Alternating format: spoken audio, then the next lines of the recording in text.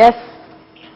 Yes, a very, very, very, very lovely morning to you and yours this Saturday. It is the last Saturday in the month of June, by the way. How do you feel about that? But welcome to the morning show this Saturday. It's this morning weekend. I'm Zoe McDarlington Esada. Great to have you join us today. I am Olasumbo Kurumi, and it's really a pleasure to spend this Saturday morning with you. A very beautiful weather here in Lagos. I'm sure people are loving it, you know. Except for the floods. Except for the floods. But yes. The weather is cool. Very cool. It's not as hot as it used to be. Yes. And I mean, it's better. It's compared to the heat. Yes, it's actually cooler. It's better yes. to be cool than to be hot. Yes. And are you loving the purple vibe that we've got going on here? It's to create this Saturday mood, you know. Absolutely, absolutely. To make it a little bit more relaxed. Absolutely. And how do you say that word? Owambe kind of thing. Yeah. Well, entertaining, celebratory, mood, yes. all of the above. But we are here, as always, on Saturday mornings to make sure that your weekend goes very well, goes smoothly, goes pleasurably, like SB has already said. Yes. And that is why we will be bringing you information, entertaining stories, discussions, our DIY segment. There is a whole lot. So how about we just tell you some of the things that will be coming up later on in the program. We start in the news. Coming up next, Nigeria's Labour Congress rejects governor's proposal to decide the new minimum wage in their states. And on today's hot topic, we take a look at the recent NIN data leak and government's determination to probe the incident. All right, and in our discussion later in this program, we raise awareness on sickle cell disorders and how to improve the quality of life. And on our weekend DIY, we will show you how to change your car tires when there's no one to help you out. Absolutely. So that and so much more we have coming up for you this Saturday. Once again, thank you for staying with us. Let's have fun together. Welcome to the show.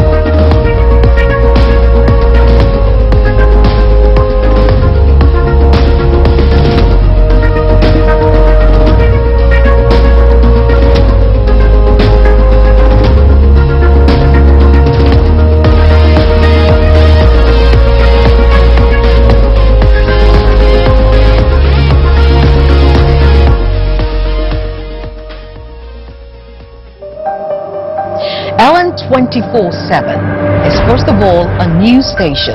Well, we'll continue with updates from the just concluded governorship in the southeast has raised questions if INEC will be able to conduct elections. With a core team of over 40 correspondents spread across Nigeria. Nigeria is set to take its place. The unions of aviation workers are out here protesting. And affiliates in Africa, Europe, America, and Asia. We give you news as it breaks from the perspective you can trust. Ellen 24/7 News, where the story goes, we go.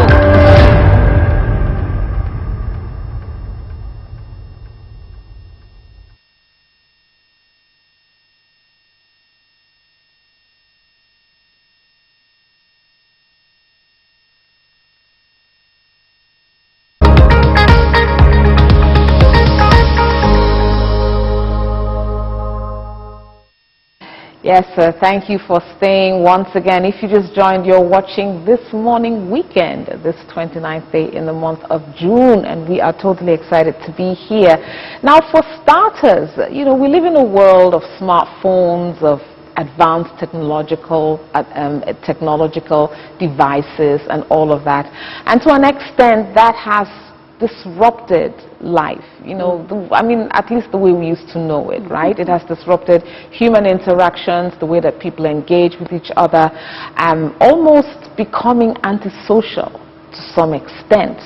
But we can't help it. It is what it is. As much as we depend on these digital devices, here at least are some etiquettes for you to observe while you are up and about. So watch this. In today's segment, we'll consider cell phone etiquette. Cell phone while being considerate of others at the same time. Well, here are 8 simple rules of cell phone etiquette. 1. Keep it private. Try not to have a private conversation in public settings such as restaurants, public restrooms, hallways, buses. If it's an important call, step outside or to a secluded area to return the call. If that's not possible and you must take the call, keep your voice low and the conversation brief. Let the caller know that you'll get back to them when you are able. 2. Turn it off. Turn your phones off in church, in the movies, theaters, playhouses, or any other public place that creates an atmosphere to transport the imagination of the audience. People pay good money to be entertained, and it is distracting for cell phones to ring or conversations to hold. 3. Moderate your voice. Always moderate your voice when taking a call. Believe it or not, cell phones have sensitive microphones that pick up a very soft voice while blocking out ambient noise. Yelling into a phone looks crude, is totally unnecessary, and will have people thinking, show off. Simply keep your voice low, your tone unemotional and even, and your conversation private. 4. Maintain a distance. Observe the 10-foot proximity rule. Maintain a distance of at least 10 feet or about 3 meters from the nearest person when talking on a cell phone. No matter how quietly you speak, if standing too close to others, they are forced to overhear your personal business, and that could be awkward for both of you. 5. Keep it short. Keep your calls only as long as they need to be. Keep public conversations brief and get back to the caller when you're not in a public place. 6. Be considerate. Always prefer the one you are with. It's rude to take a cell phone call on a date or during a social engagement with others. It is also inconsiderate to take a call in the middle of a conversation. If the caller were present, he or she would likely wait to politely interrupt at a more appropriate time. Let the call roll to voicemail and then return it later. 7. Pull over. Multitasking is great, but not when you're driving. There is evidence showing that accidents are on the rise due to cell phone use while driving. Even with a hands-free equipment, a call can be upsetting enough to distract your concentration. Most calls can wait until you've reached your destination. Otherwise, please pull over to have the conversation. 8. Be discreet. Turn off your phone before a job interview, presentation, or boardroom meeting. Leave it off at church service, funerals, weddings, concerts, or any place distraction is unwanted. Also, leave it off in quiet atmospheres such as a courthouse, the library, or the museum. Here you are, 8 simple to follow rules which when you do, you would be doing yourself and others a great service. It's been Health and Lifestyle Tips. I'll see you in the next one. Cheers! All right, cell phone etiquette. And, you know, I ask myself, if I was out on a date, for instance, if I was, you know, having lunch or whatever, and then the person is constantly just on their phone at their phone, and we're supposed to be having a conversation, I'd be pretty upset. Yes. I'd be, look, are we doing this or not? Exactly. If you're too busy, maybe we should, reschedule this exactly. meeting. So I think it's something that a lot of people, I think gradually we're learning. People are learning. But then again, I think it's because maybe many people think that it's quite important to receive that particular call or respond to that message. Come on, it can actually wait. And if the call keeps coming, I used to tell people, when you've called the person 1 or 2 times, I think you should just do a message. Yeah, just leave a message, and I'm sure the person will get back to you. I am so sure. It's all part of the phone etiquette we're talking about. If you see a missed call, I think you should call back as well. Absolutely. And if you have to take a call outside, don't just use earphones or something to block your ears, and then you're walking on the road totally oblivious of your environment. Until cars honk at you to make way. That is not good. You're totally not aware of your surroundings. That's not wise at all. So as much as these technological devices or these digital devices are meant to kind of make life easier for us, they should not now become something that will make life difficult or unpleasant for us. So be wise and observe the cell phone etiquette. True. All right, we are ready to move into our next segment, which has to do the news, and I think we're just going straight into it. A lot has happened in the week that was, and we want to bring you some of the stories that are still trending even till this morning. So starting off with the NLC rejects governor's proposal to decide new minimum wage in their states. So the National Labour Congress, NLC, has rejected the state governor's proposal to set the new minimum wage in their respective states. In a statement by the spokesperson of the union, Benson Opa, he noted that the minimum wage is a national concept and the state governors cannot decide what to be paid arbitrarily to their workers. Opa emphasized that the proposal by the governors threatens the welfare of Nigerian workers and the national economy. Earlier on Wednesday, the 17 governors from the southern part of Nigeria under the aegis of Southern Governors Forum said that each state be allowed to negotiate a new minimum wage they can pay with the labor unions. The governors said the new minimum wage should be according to the fiscal capacity of the states, as not all states can pay the proposed 62,000 naira monthly for their workers, as is being or as was earlier proposed. This is quite interesting, I must say. And of course, I'm sure the labor union, they're quite, skeptical about the governors deciding for each state what should be the minimum wage. And I think that won't be fair if you're going to look at it across board, because I think a minimum wage should be standard. As long as you're a government worker, I think a minimum wage should be standard, and it shouldn't be, from one state, varying from one state to the other. And then when you now come from the aspect of the governors, proposing or bringing out the fact that they would be only able to pay what they can afford. Let's put it that way. It comes to play that they get allowance from the federal government. They get the allocation from the federal government. So I think this kind of talk or this kind of discussion shouldn't be, reoccurring over and over. I think we've been on this minimum wage matter now for quite a long time. So the governors should, 62,000 naira is still a paltry sum. And they've not even agreed yet. We're still waiting for Mr. President to actually now submit the National Minimum Wage Act to the National Assembly, which would include the minimum wage, right? And remember, when they came out with the 62,000 naira from the previously 60,000 naira, NLC says no.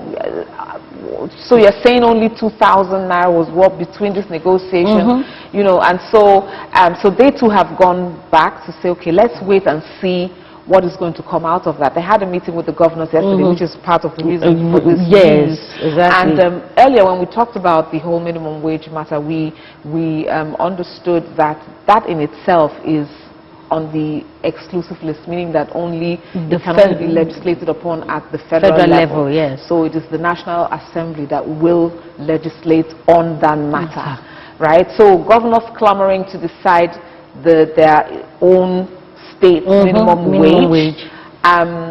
I don't know how possible that is going to be, but it just kind of shows for me a kind of reluctance on the part of governors to really see welfare of workers as a sort of priority. Don't forget that this is the set of people that makes sure that your government is running.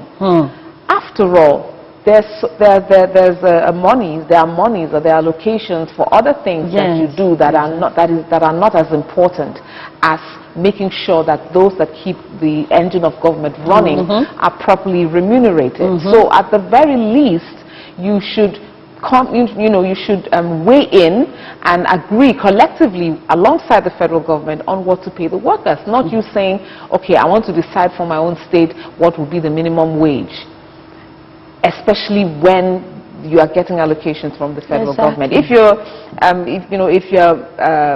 If you're generating revenue for yourself, maybe you would have maybe would you have a bit of an arguing or leverage there, but that's not really the case. So I don't think that's right, or that privilege should accrue to you, at least not for now, right? And you're already complaining that 60,000 naira, 62,000 naira you cannot pay. So if we allow you to, decide what the minimum wage will be, I don't want to think of what that might be. And then a lot of things need to be put into consideration which we have talked about over time here. That when we're talking about minimum wage, we should, the federal government or the state government, whichever the case may be, should also put into consideration the cost of living. Exactly. Right now. And when we're looking at the cost of living as compared to this new proposed 62,000 naira, it's still very, far away. It's not going anywhere. It's far apart, and it's not going to, go so far. It's not going to, be able to meet up with what the cost of living is saying at this point in time. And now to have the state government clamoring for wanting to propose their own minimum wage. That is, they're going to drop it way lower. Most likely they will drop it. It will be lower if they say exactly lower than 62,000 naira, and I don't think that is fair enough. Right. We'll wait and see what happens shortly. All right, you have the next story? Yes, we have the next story coming in from the aviation sector. Minister of Aviation and Aerospace Development, Festus Keyamo, says some private aircraft operating in Nigeria are being used for money laundering, drug trafficking, and other illegal activities. Keyamo made this revelation at the Ministry of Aviation in Abuja on Thursday when he inaugurated the Ministerial Task Force Committee to checkmate illegal chartered operations in the country. Though the minister did not mention the names of the airlines, he asserted that these illegal activities have made the sector lose billions of dollars and raise serious security concerns. The 8-man committee was chaired by the Chief Executive Office of Aero Contractors, Ado Sanusi, and the committee is expected to report all findings to the minister within the next 3 months. Okay, and we have a track up to that story.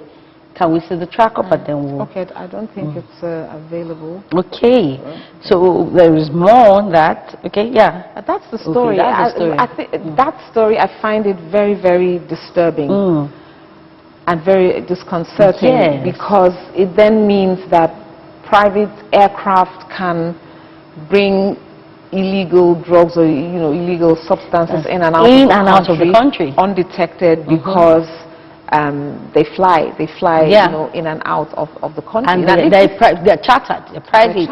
If this is true, they should be dealt with seriously, because when that level of crime is happening at the top level, then who is going to tackle it? How are we going to deal with it? How are we going to resolve the matter? So beyond him saying that it has come to his knowledge or so, this 8-man committee, they must get to work immediately. We cannot have us sabotage ourselves, right? So agencies, security agencies that are dealing with this sort of thing, like the NDLEA, for instance, you are making their job extremely hard, difficult, right? And in this case, well, as far as crime is concerned, there are no sacred cows. There are no people that are exempted or exonerated from the law or from punishment if they are found. And so this has to be really, really investigated and very quickly. I can't even begin to imagine, you know, how much drugs they must have brought in. And that means that some people, you know, highly placed people are in cahoots. They are colluding with whoever to make this happen.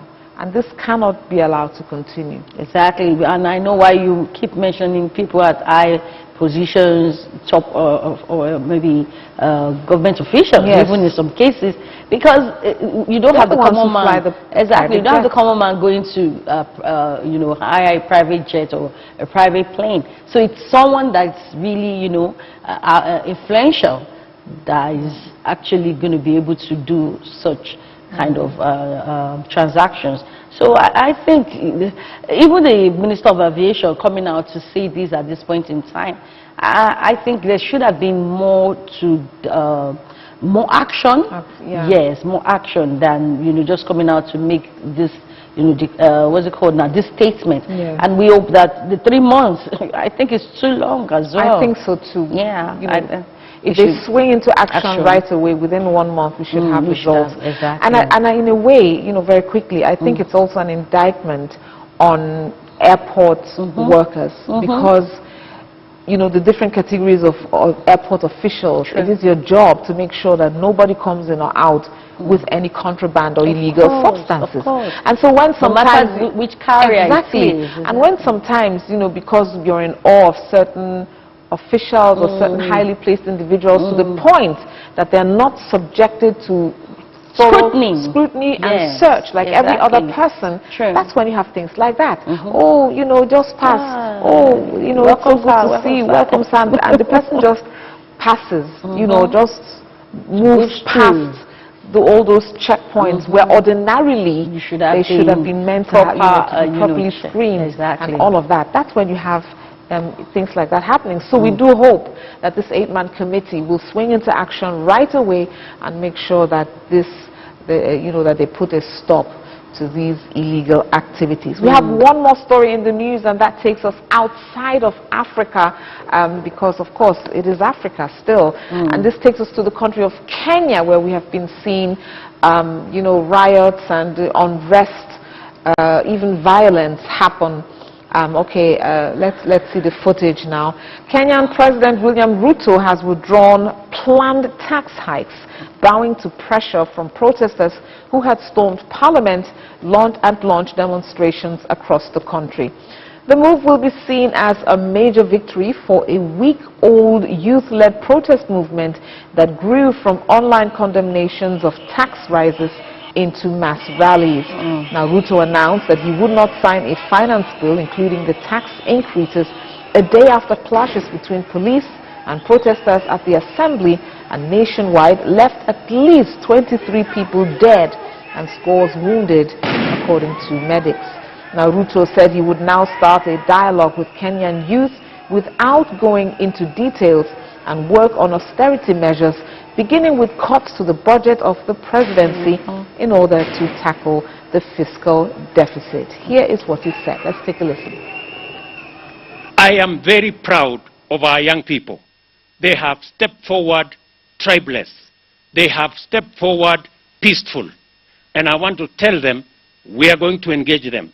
We are going to have a conversation so that together we can build a greater nation.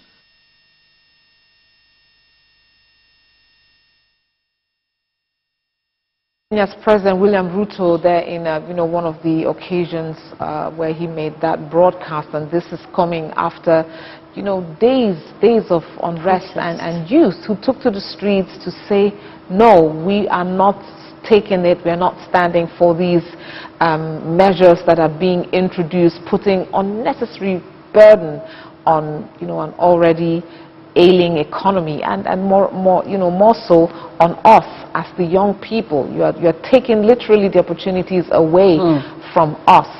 And, you know, this story is very key because it sort of mirrors what is happening in other countries. Most countries in Africa. Absolutely. Yes. When I saw the story and when I started, you know, reading up and making research on that, I asked myself, there's a pattern here, right?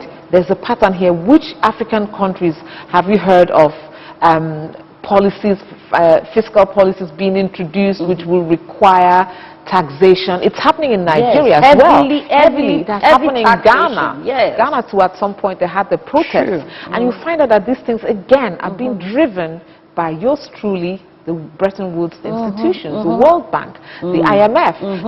They, you know, they're edging you. This is what needs to happen for your economy to be robust, for you know, for you to salvage what is left of your economy, when in actual fact it is further damaging the economy. You know, and I think what happened in this, because this was not William Ruto's initial stance. As a matter of fact, you know, he vowed. You know, he vowed severe punishment. He said it was going to come down heavily on the perpetrators. People died. At least over 20 people died. But I think because also, again, he's a politician, so it is possible that he must have been advised to sort of soft pedal because of his political future. It's just about 2 years into his presidency, and, you know, he doesn't want to jeopardize maybe another chance. But I think he already jeopardized that, because I'm sure maybe unlike in some parts of Africa, but after this kind of events and a lot of lives lost, I don't think any Kenyan youths would want to vote for William Ruto. They're actually calling for his resignation. Yeah, you just even after what he said, some of the young people said they would continue with the protest. You know, so now they're a bit divided because there does not appear to be any clear leader of the protest. And that you know, they just organized themselves online. Just everybody just came out. So now that the president has said, I want to have a dialogue with the people, with the youth. So some people, so there are two camps, right? Yeah, two factions now. Two factions. So one faction says, of course, the president cannot have dialogue with everybody in a stadium. So there has to be structure, there has to be representatives. You see? But some people are saying these representatives can now be bribed or be, you know, politicians. Absolutely. They can't be corrupted and, you know, kind of compromised. That's the word I was looking for. So again, there's already a bit of a conflict there. But what is important is that no more lives should be lost. Well, he has withdrawn the bill. He said he's not going to sign it into law. So they have to go back, take another look at what they're going to do to salvage, you know, the situation. The economy. And I think it's high time. We've been saying this over and over again. It's a high time for African leaders to seek for solutions that has to do with their own country, within their country. The Bretton Woods institutions, they are not in Africa. They don't know how these things work. They may come up with their policies or think, okay, when you do this and you add this to it, or you tax and you do all of that. That will not always work. They want you to come keep on loaning money and using it to build the economy. And remember, he who pays the piper dictates the tune. So I think at this point in time, African leaders should forget whatever the Bretton Woods institutions are bringing forth to the table, and they should have the political will and not to be greedy as well. Absolutely. Because just like here in the country, they're also accusing government, you know, you're telling us to observe or to have austerity measures, but you are flaunting your lavish lifestyle in our faces. There is so much wastage in government. What are you doing about that? What are you doing about the, you know, the sumptuous and the outrageous allowances that you know that you are awarding to yourselves, while the people are asked to have austerity measures in place. They're asked to tighten their belts. You know, they're asked to make sacrifices and suffer. You know, while the elite carries on as if they're not part of the country. And so the youth say, you know what, we're not having it. We will not have it. So that's the situation currently, and it is still going on as we speak. So it is a developing story. We want to know exactly how President William Ruto is going to have this dialogue with the young people, because as it is, they stormed Parliament. Yes. And there was government infrastructure. Exactly. And there was a very human angle story to that. Yesterday in the news, after storming the Parliament, a lot of parliamentarians, you know, left. They ran, of course, they escaped. And two other ones, one was crippled, that uses crutches, then another one was in a wheelchair. It was the protesters that actually rescued these two people out of the parliament. And, you know, so there is a human face to the whole of the protest. Because at the end of the day, it's not just about wanting to bring down the government or, you know, destroy lives and properties. It's for the Kenyan citizens at the end of the day. So that particular aspect of the story really got to me, like, okay, it seems these guys know exactly what they are doing. So it's not just about wanting to cause destruction or chaos.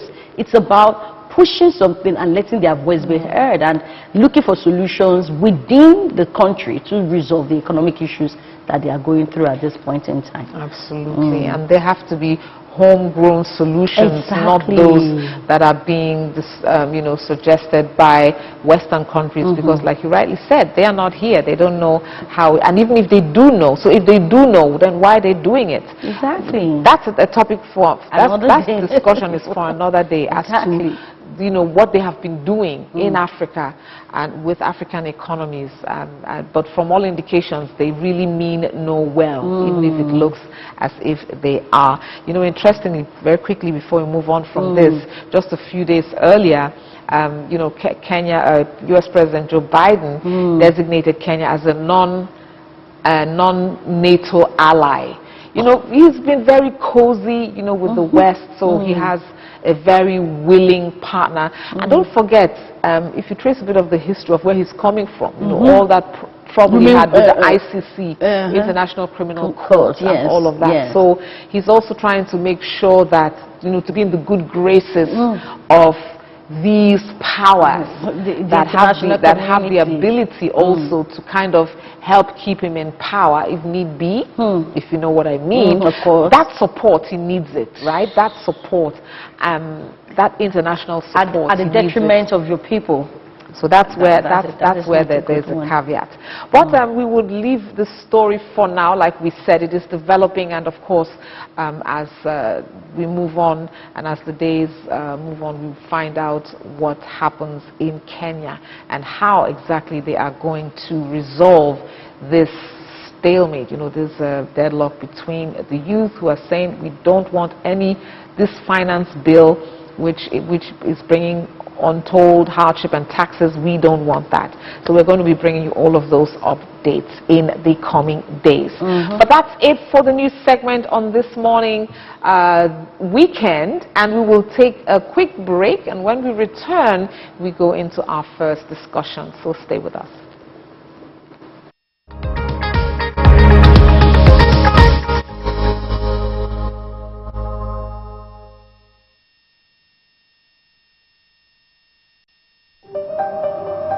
Ellen 24/7 is first of all a news station. We'll continue with updates from the just concluded governorship in the southeast has raised questions if INEC will be able to conduct elections. With a whole team of over 40 correspondents spread across Nigeria. Nigeria is set to take its place. The unions of aviation workers are out here protesting. And affiliates in Africa, Europe, America, and Asia. We give you news as it breaks from the perspective you can trust. Ellen 24/7 News, where the story goes, we go.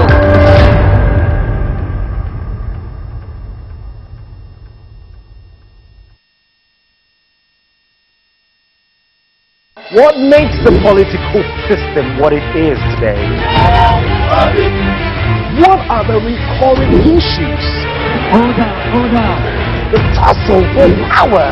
An extremely problematic area. The tension. The instability of the system.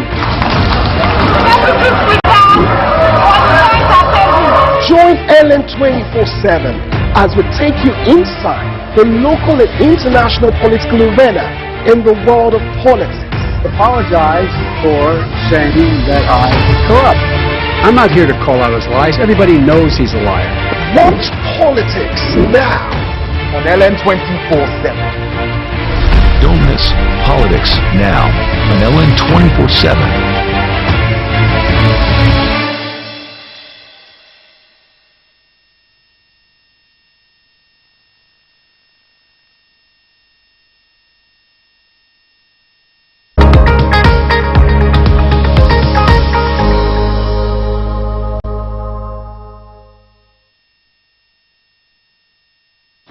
Okay, thank you for staying with us. It's still this morning weekend, this Saturday, and we have a whole lot more goodies for you. Like we said, it's time for our first discussion this morning. So what are we talking about? Yes, selecting the perfect wedding dress is a very special and important moment for every lady, every bride-to-be, and with countless styles and fabrics and designers to choose from, the process can be very confusing indeed. So let's take you through the art and process of selecting the perfect wedding dress. With this discussion we had a while back on selecting the perfect wedding dress with Joy Ogechi Opara, an experienced wedding dress dealer, and we'll be right back.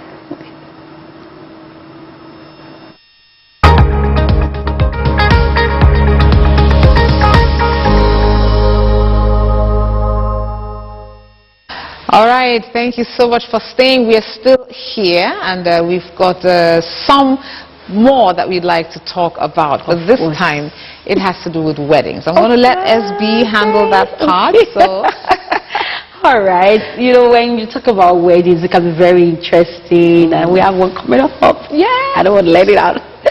We're not letting the cat out of the bag yet, but you get to hear about it. But you know, when you talk about weddings, wedding dresses comes to mind, and you know, the wedding dress is like an iconic thing for the wedding, where the bride wants to express herself, wants to look her best because it's her day. She wants to go all out to make the wedding dress be like, yeah, I'm comfortable, and at the same time I'm looking my best. So over the week, during the week, I had a chat with a wedding dress consultant in person of Joy Opara. You know, she is located or situated in Port Harcourt, you know, and she's been doing this business for quite some time, and we really had a beautiful chat over a video call, and that's why we thought, okay, nice, let's bring it in. Let's get to hear, you know, Joy talk to us on how you can choose your wedding dresses, what you should consider when you're picking a wedding dress, and incorporating some of your own ideas and design into your wedding dress. So let's see that report.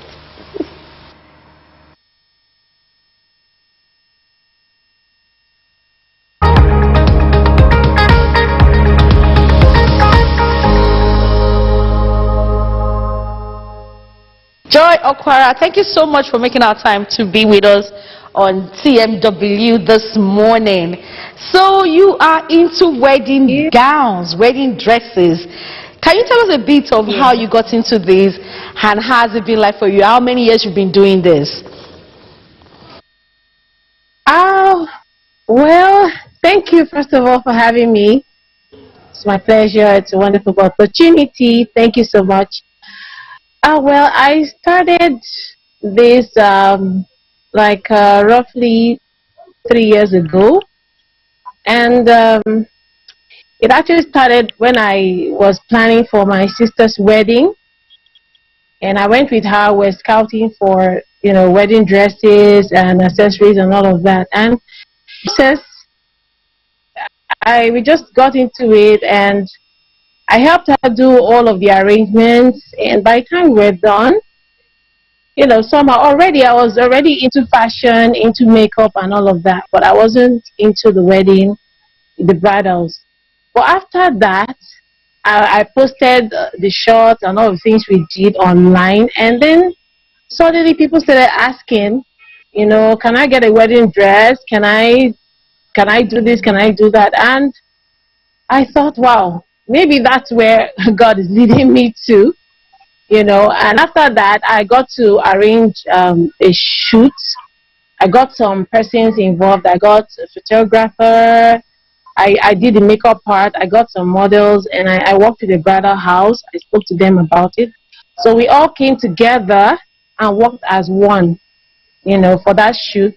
Everyone giving what they could, you know, from their own end.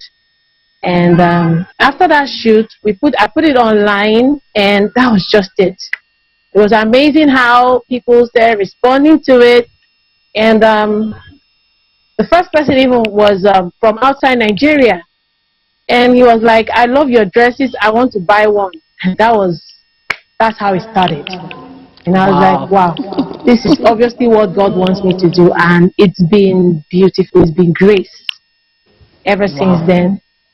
So you say you've been doing this for 3 years now? Yes, about 3 years, yeah. So how's the experience been like? You know, I would have loved to, you know, maybe you tell us your own personal experience about how wedding dresses have evolved over the years. Can you still, you know, give us your own perspective about, you know, the aesthetics of wedding dresses then and now, maybe in the 90s and the 80s, compared to the designs and, you know, and the kind of, you know, styles that people are really going for now when it comes to wedding dresses? Wedding dresses have evolved. I mean, the distance is a really wide sheet, because I mean, those days, you know, in the 80s, 90s, wedding dresses were regular, white, sometimes satin, and you just see maybe a little puff here and there. But right now, we have a variety of them. We have extravagance right now, the ones we call the luxury empire dresses, royal dresses. I mean, dresses that on a normal day we expect Princess Diana to use. Right now, the regular average bride has it accessible to themselves, as long as you can afford it. And the beautiful thing is, like, every bride wants to wear it right now, whether or not. So the changes it has come a really, really long way. And the extravagance in weddings right now, people put so much into it, unlike before. You know, we're more concerned about, I'm getting married, let's just get certain things right and get married. But now, oh boy, you know, it's like, I want my wedding to be the talk of the town. You know, especially my wedding dress, I want to make a statement. Beautiful designs, from the minimalist to the extravagant bride, you know, to the regal royal bride, whatever look it is that you really want out, there's something for you, and it's beautiful. Wow, that's good to know. So there is something called the regal royal bride. Yes. Wow, that's really interesting. Okay, now let's talk about incorporating a bit of tradition or culture into wedding dresses, because we've seen in some cultures, let me use the Ghana now, you know, Ghanaians, you know, as a typical example. I've seen wedding dresses where the bride is wearing a white wedding dress, but of course, you know, with detailings of the cultural or the traditional kente material of the Ghana people. What do you think of this? I think I've seen something like that in the West here too. I've actually seen, even in the Igbo culture here in Nigeria, having a bride mixing the Isiagu, yeah, Isiagu material with their wedding dresses. What are your thoughts about this, and what do you think is happening with those kind of concepts? Well, I think it's a good idea. It's a lovely idea. It's pretty daring, you know, to do that. But if we're looking at the basics of what the church or the white wedding signifies, not it being a foreign wedding now, but signifying purity, as it were, I would still prefer the traditional, white dresses or off-white dresses. But then it's still okay. It's still okay if a bride wants to, incorporate the traditional attire into her big day. I think it's okay. As long as she has, a good reason for that, it's fine. It's fine. It's okay. And then I don't know if our churches, some churches might not let that, as it were, because working in this sector, we also deal with churches a lot. And sometimes even the dresses that we have restrictions based on churches. Some churches will say, we don't even want off-white. Some churches will say, we don't want something that looks like white. We don't even want ivory. It has to be white. So you can imagine all of that. Why some will say, we don't need off-the-shoulder dresses. We don't need sleeveless dresses. The dresses must have sleeves. They must. So there are lots of things that come into play when dealing with weddings and church, as the case may be. But I think most of those people who incorporate those traditional attires into their big day, I think most of them do not really do it within the four walls of the church. Sometimes they do it maybe in the garden and perhaps invite a minister over. Well, whatever the case may be, I think the final choice lies in the hands of the lady, really. So we could actually come to the fact that picking your wedding dresses also can be affected, or there are factors that have to do with customs and traditions, say yes. the yes. sanctity of the church and all of those other things. Exactly. As long as you're working with the church, there are certain rules and regulations, that you must follow, as long as you're working with the church. But if you're doing a strictly traditional stuff, then I think you're free to really, play around it, do whatever you want to do, do whatever mixes you want to. But if you're working with the church, you really have to also dance to their tune, because there are things that are expected based on the traditional wedding, church wedding. So that also comes into play. Okay. That comes into play. Okay. Now let's talk about personal styles and the do's and don'ts of picking a wedding dress. Like now, someone has a style that, okay, I want to be funky, or I want to be whatever, who want to be daring. So, there should be like a borderline, like a line that you don't cross. So in choosing a wedding dress and putting the bride's personal style into consideration, what are the do's and don'ts of picking a wedding dress? Yes, when it comes to picking or choosing wedding dresses, my best advice to any bride is stick to your personality. Most of them, you don't do copy and paste. For instance, some bride weddings, they see their friends wearing several kinds of dresses and they're like, she looked great in that, I would replicate that for myself. But you need to ask yourself some questions. Do you have the same personality? Can you carry the dress as she did? Remember, what we wear is, 9 of who's actually wearing it, and then maybe 10 or 20 of what dress it is you're wearing. So you must be able to carry whatever dress it is that you're wearing. Your personality must be whatever dress you're going for. Your body type too. So there are several things we really need to consider, which I always do for my brides. Because some of them, sometimes they come in and say, I want a ball dress.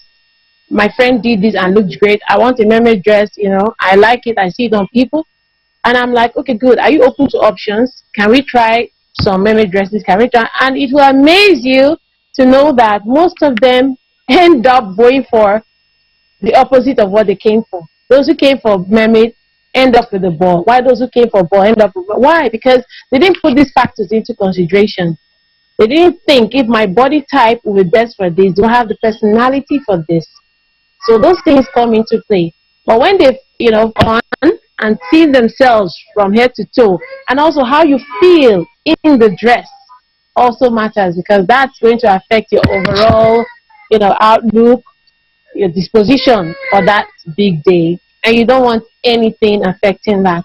So these are the things that we really need to put into consideration. What is my personality? You cannot be a calm, minimalist, easygoing, lady, and then on your wedding you want to wear something that be a movie star would wear, or you want to wear something revealing a lot of that. Truth is, you can't pull that off.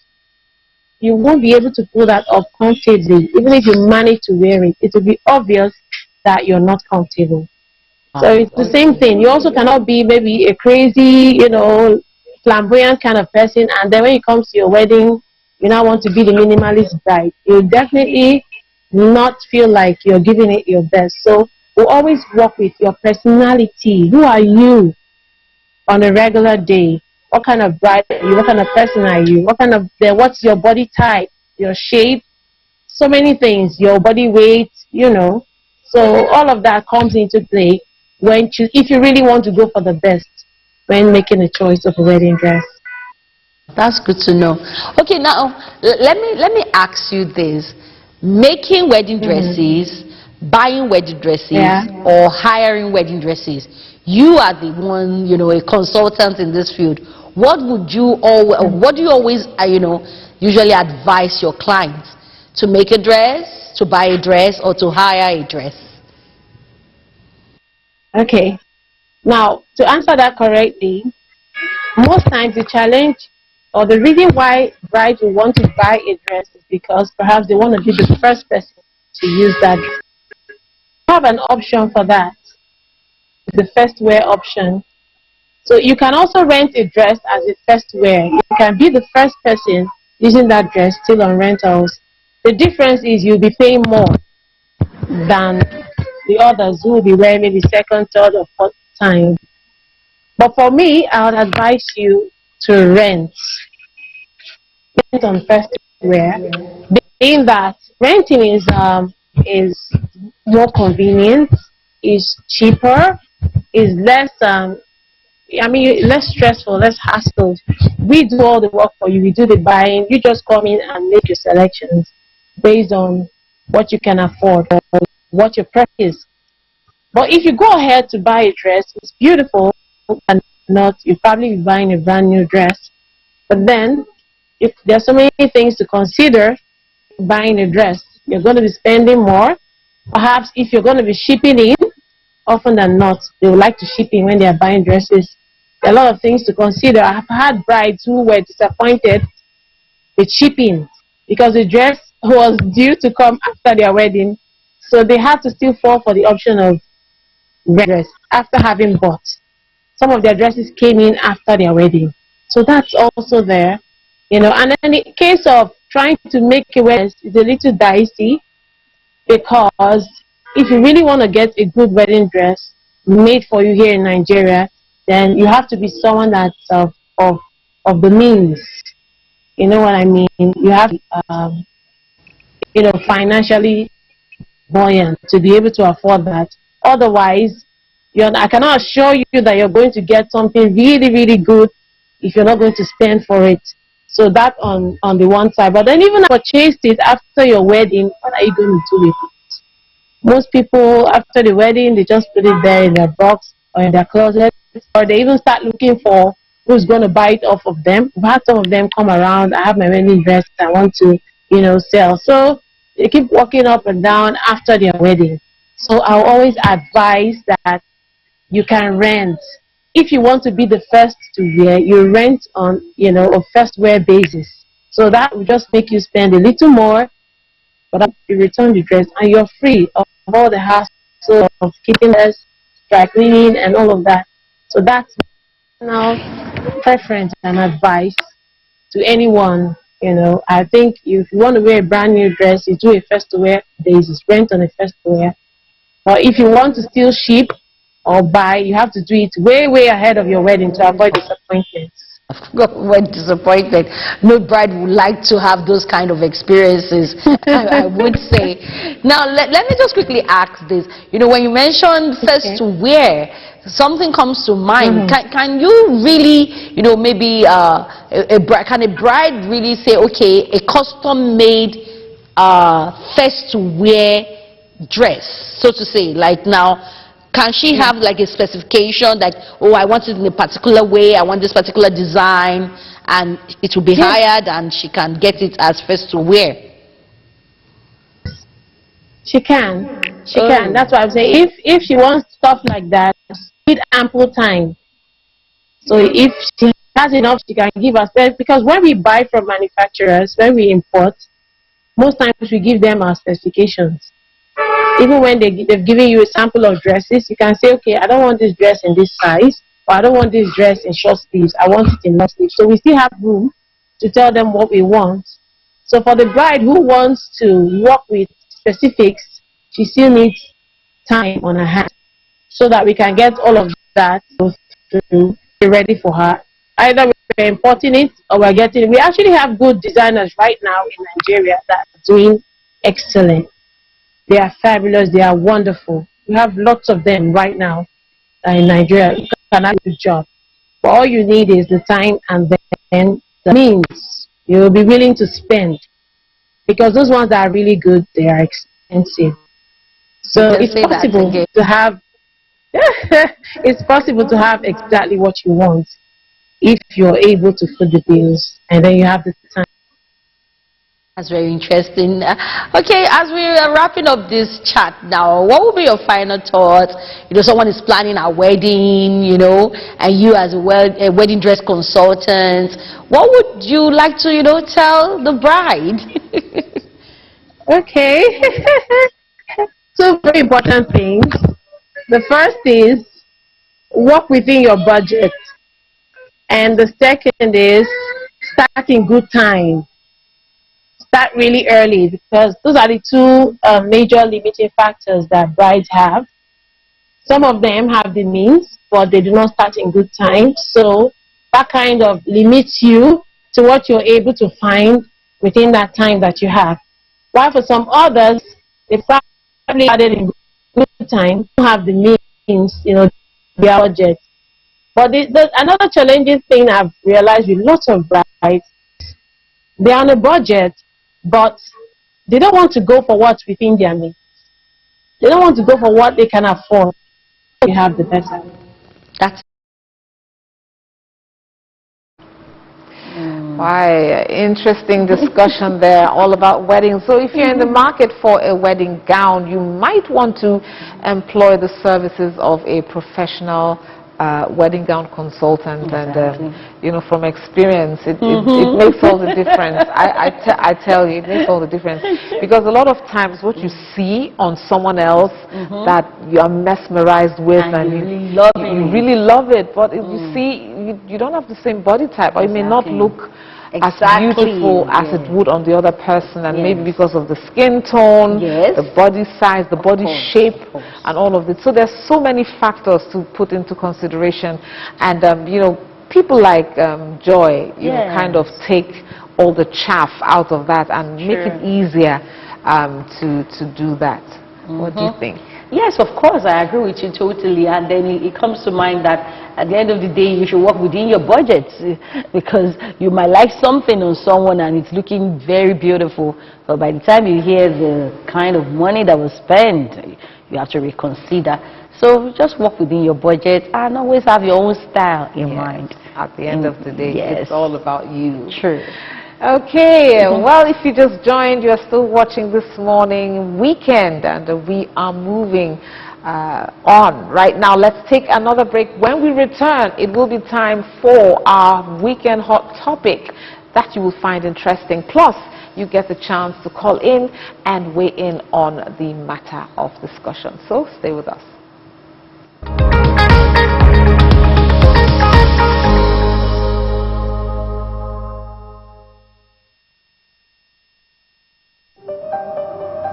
Ellen 24/7 is first of all a news station We'll continue with updates from the just concluded governorship in the southeast has raised questions if INEC will be able to conduct elections. With a core team of over 40 correspondents spread across Nigeria. Ellen 24/7 is first of all a news station. We'll continue with updates from the just concluded governorship in the southeast has raised questions if INEC will be able to conduct elections. With a core team of over 40 correspondents spread across Nigeria. Nigeria is set to take its place. And affiliates in Africa, Europe, America, and Asia. We give you news as it breaks from the perspective you can trust. Ellen 24/7 News, where the story goes, we go.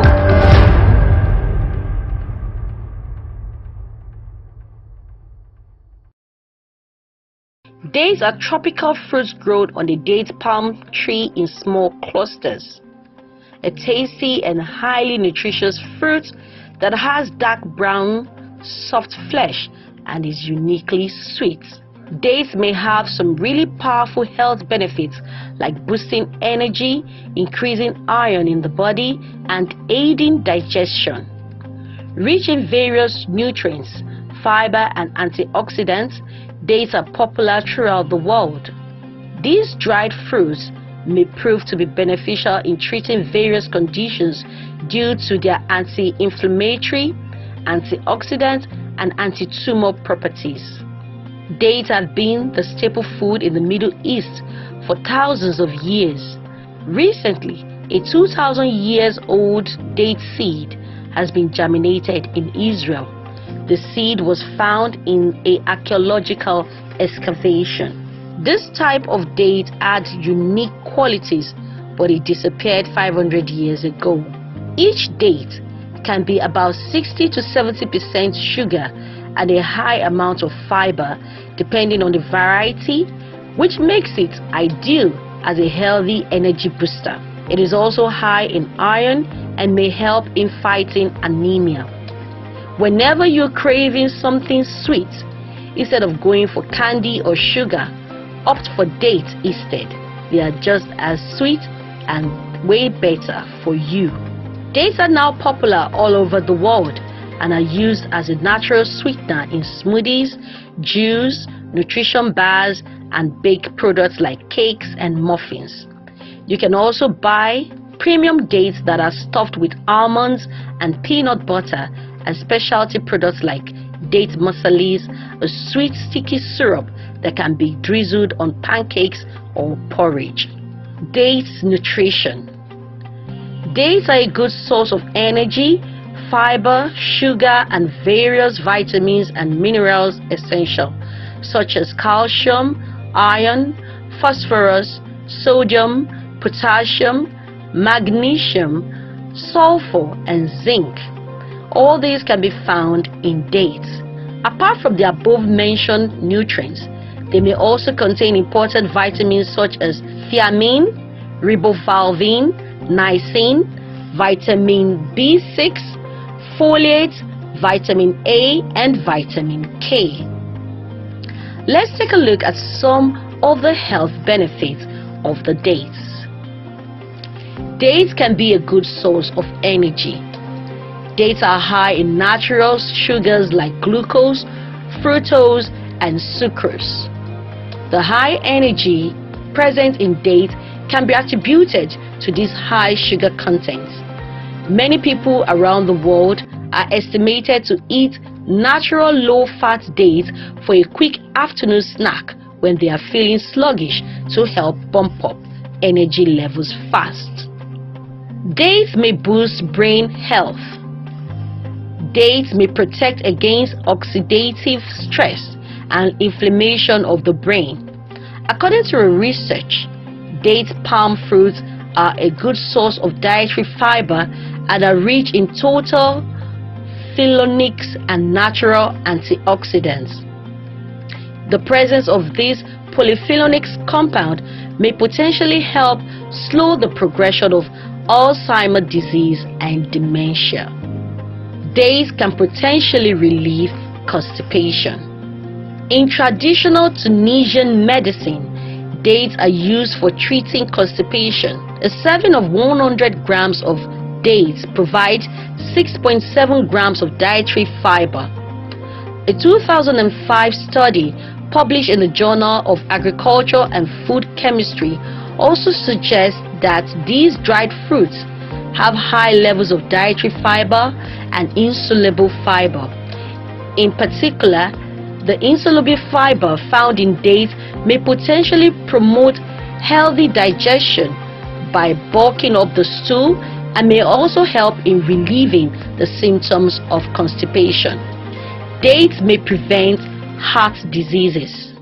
A study by Wassim Rock et al. In the Journal of Agriculture and Food Chemistry concluded that consuming dates was effective at reducing triglyceride levels and decreasing oxidative stress, both of which are risk factors for heart disease and the buildup of fatty plaque in the arteries. Dates can potentially treat sexual dysfunction. There are many benefits of dates for men, but this makes for one of the most important ones. In 2006, an animal study revealed the effects of date palm pollen and its oil on sexual functioning, reporting that a high level of estradiol and flavonoid components in dates help in increasing sperm count and motility. Another study conducted in India states that the date palm pollen may have been used to treat male infertility in traditional medicine. Therefore, if you're looking for an easy way to boost your libido and sexual function, you may consider consuming organic dates.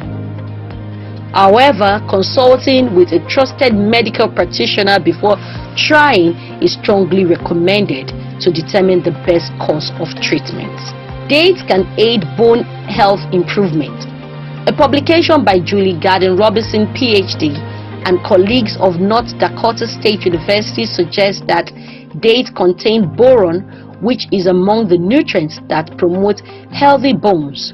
A study published in the Journal of Critical Reviews in Food Science and Nutrition suggests that significant amounts of minerals such as phosphorus, potassium, calcium, and magnesium found in dried fruits may make them a superfood for strengthening bones and fighting off painful and debilitating disease like osteoporosis.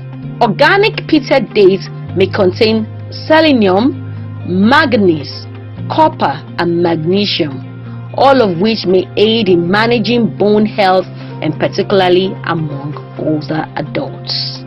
Dates may promote healthy weight gain. According to USDA, dried fruits are high in sugar along with proteins and many other essential vitamins and minerals. They are also high in fiber, which can aid in weight management. Dates are easily available in grocery markets and make for a healthy and delicious snack. Dates may also promote natural labor. Eating dates may help promote natural labor and also ease late-term labor for pregnant women. A 2017 study published in the Journal of Obstetrics and Gynecology found that 154 pregnant women, when given dates, did not need to be induced for labor with prostaglandin and oxytocins. Dates also did not have any adverse effect on the mother and the child. Another study found that eating 6 dates daily for 4 weeks before labor significantly reduced the need for labor induction. There are several ways to inculcate dates into your diet. Apart from eating them as they are, people consume them in several other ways. You can make into a paste and mix with milk and yogurt. You can also use the dates paste as bread spread as a part of a delicious, healthy breakfast. You can make dates into crumbles and use for cereal and porridge. You can also use date sugar, which is the dried variety grounded into tiny pieces.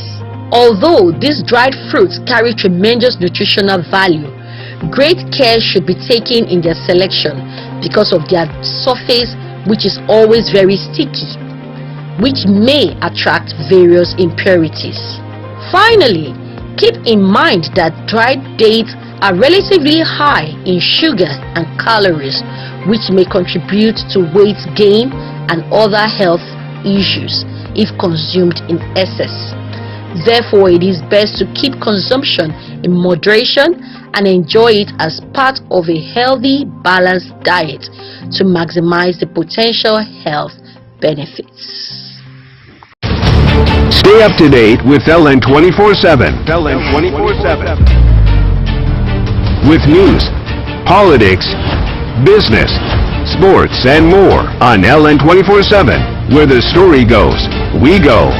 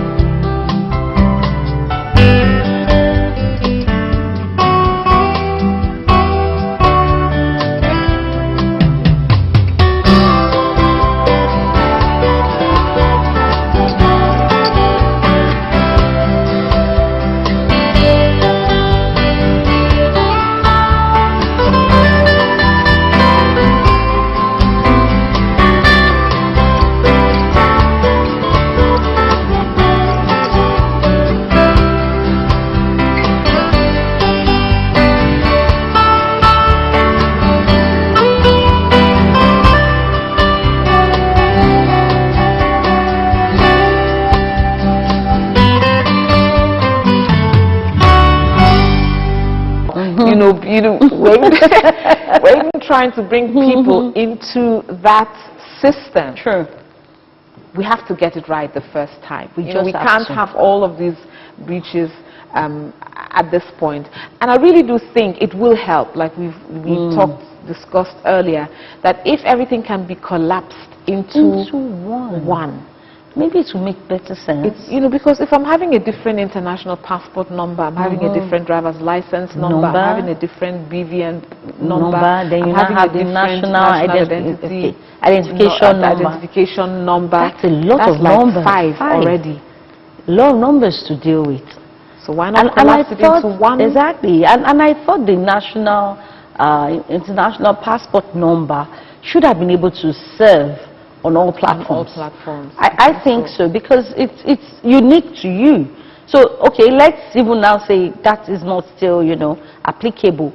Then when we had the BVN or the NIN, I think that should have also been able to, like, you know, be enough to do whatever transaction you want to do, or for you to be identified as a Nigerian citizen. But now having these several, you know, numbers to deal with. You have your driver's license number, you have the BVN number, you have the NIN, and now this data breach. I think the several number thing also is not making it easier for management.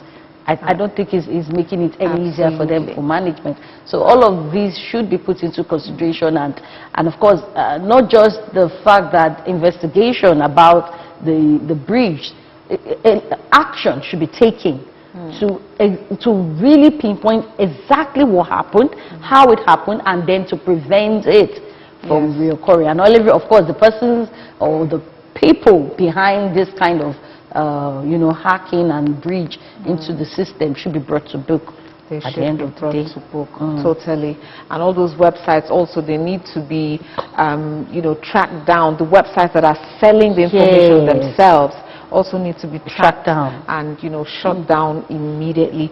All right, the phone lines are still open. It would help if we have a topic bar so we know what we are talking about. But it is all about the recent data breach or data leak, if you like, NIN data leak, and government is saying that they are investigating. You know, they've gone ahead to say we are going to probe what's happened, find out exactly who's to blame. Are any of the bodies being indicted? So this is beyond any organization denying that they don't know what happened or they don't know what transpired. So that thorough investigation should be able to unravel if any of the bodies are found wanting. Was access given to unauthorized persons? You know, was there a gap, for instance? Was there an outage? You'd be surprised how something as basic as a power outage can affect data storage. You know, if you don't have constant power supply in certain cases.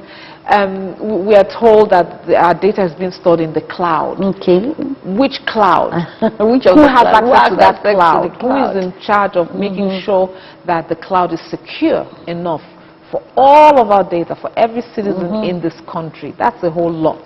Who is managing the entire data infrastructure, the data storage infrastructure?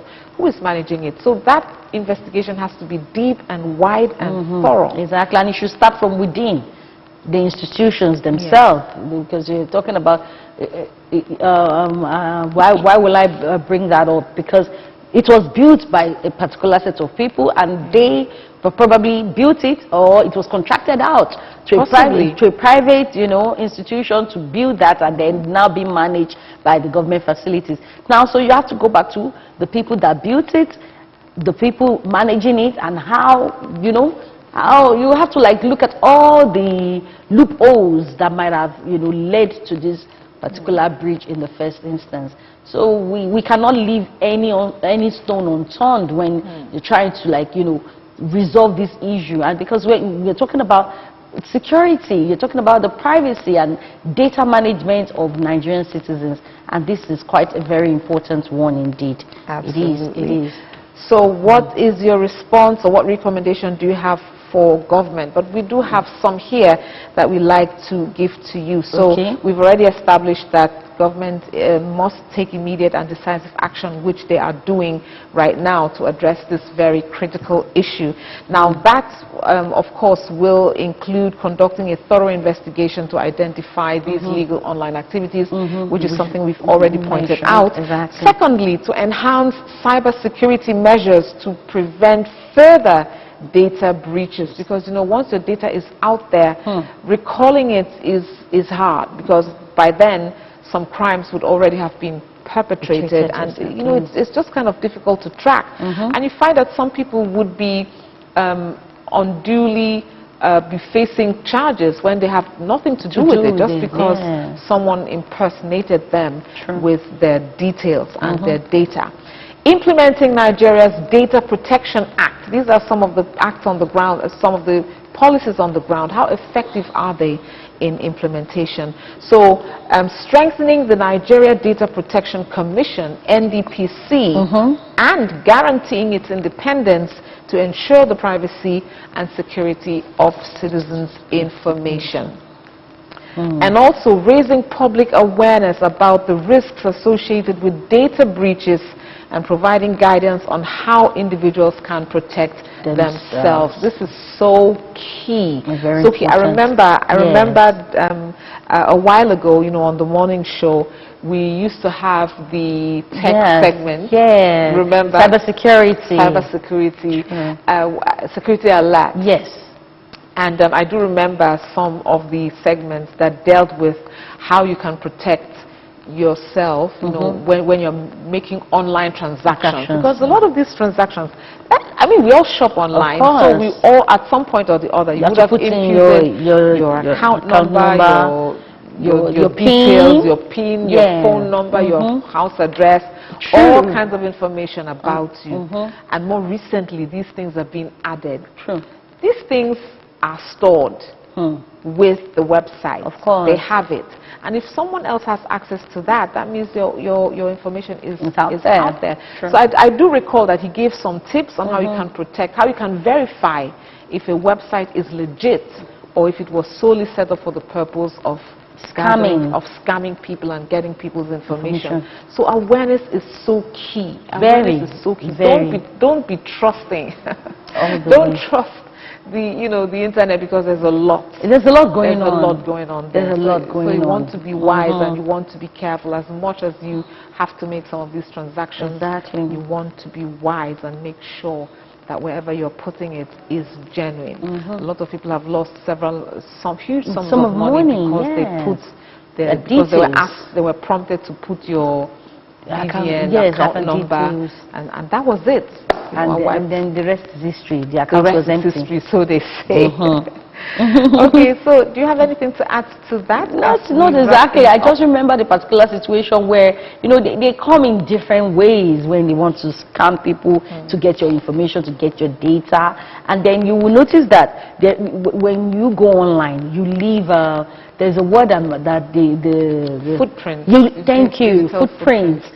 And from there, they gather the information, and before you know it, someone is calling you out of the blue, giving you all the information about a particular bank transaction that you made, and they are trying to tell you maybe that they are helping you out.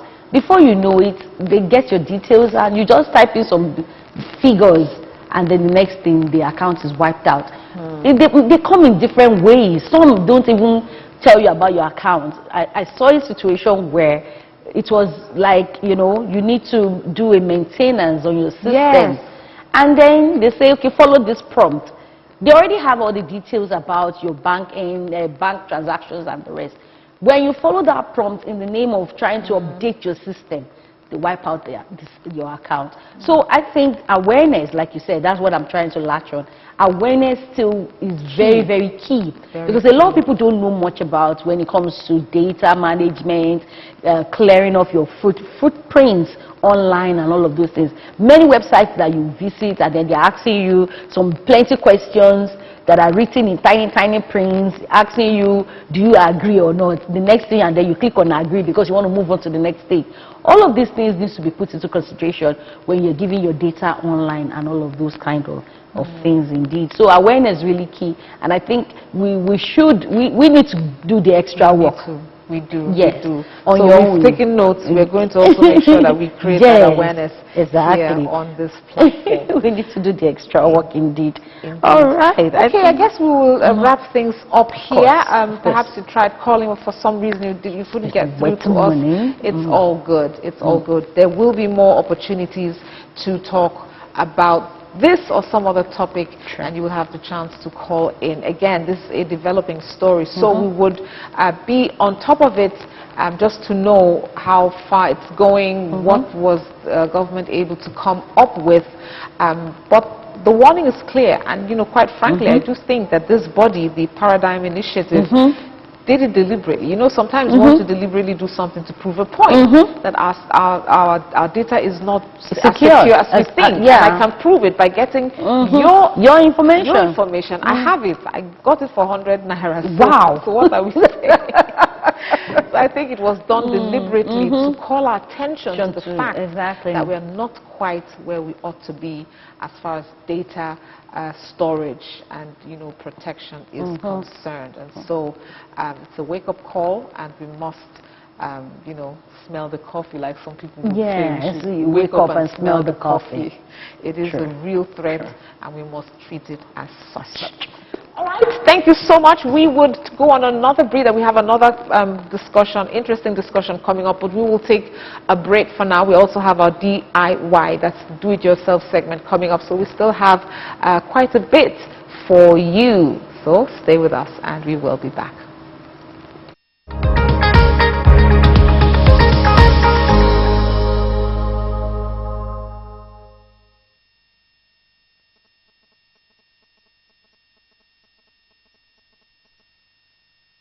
Ellen 24/7 lights up your day with unbeatable shows that guarantees absolute access to stories that revolves around politics, entertainment, and sports. Breaking news, plus detailed reports and analysis. At Ellen 24/7, where the story goes, we go.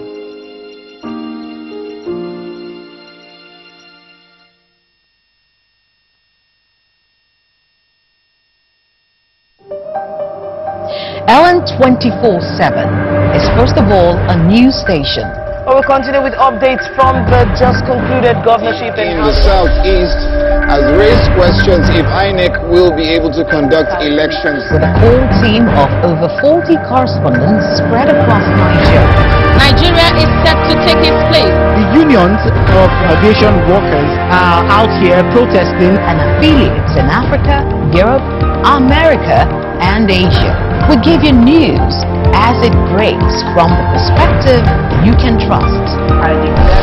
Ellen 24/7 News, where the story goes, we go.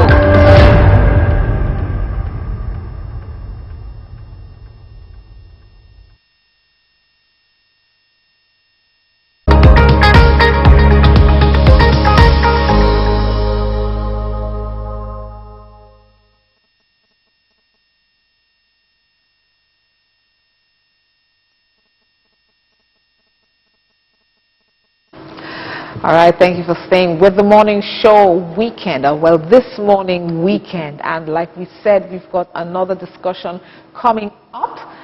This is an interesting one. SB, you want to take that? Yes. On Wednesday, we talked about, sickle cell disorder, and of course, we had a discussion with a very important personality, I must say. We had the discussion about sickle cell and how to raise awareness about it, as well as improve quality of life of individuals living with this medical condition.